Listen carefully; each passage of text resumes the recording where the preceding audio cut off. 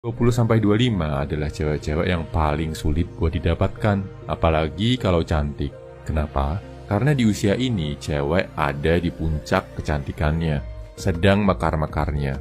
Mereka juga udah ngerti dan paham sama cowok, mulai bisa mengontrol bahkan mainin perasaan cowok. Di sini, di usia ini, cewek biasanya punya lebih dari satu kandidat pacar, atau bahkan diam-diam pacaran sama lebih dari satu cowok. Kriteria cowok idaman mereka makin banyak. Harus cakep, kaya, punya status, dan karena mereka punya banyak pilihan, ngerasa di atas angin banget. Di umur 26-29, kalau cewek masih single, bisa dibilang sebagai fase egois. Mereka masih cantik, udah pengen nikah, tapi di sisi lain udah pengen menyeleksi calon suami. Pengen mengikat satu pria, tapi di sisi lain masih pengen have fun. Ini adalah fase-fase di mana cewek rawan selingkuh, atau rawan banget ninggalin cowoknya yang udah pacaran lama, karena ngeliat ada opsi yang lebih bagus. Lebih mapan, lebih stabil, lebih bisa diatur. Garis bawahi kata ini bro, lebih bisa diatur. Standar cewek-cewek di usia 26-29 buat dapetin cowok mulai bergeser. Nggak perlu terlalu ganteng, nggak perlu terlalu kaya.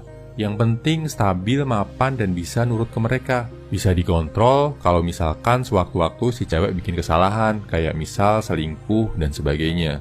Mereka juga akan selalu nuntut kejelasan dari cowoknya, minta ketegasan kapan dinikahi.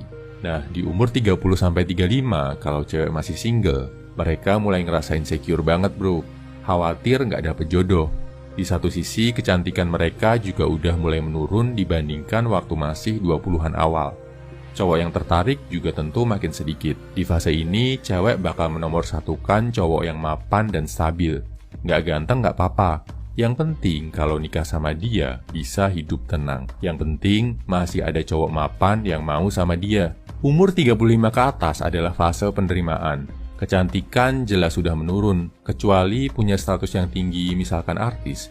Cewek yang masih single di usia 35 ke atas nggak akan terlalu banyak berharap dapet cowok yang sempurna.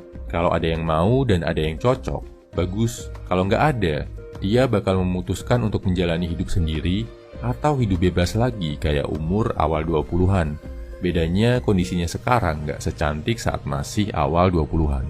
Oh ya, ada satu lagi fase unik buat cewek nggak peduli berapapun usianya. Namanya fase janda beranak.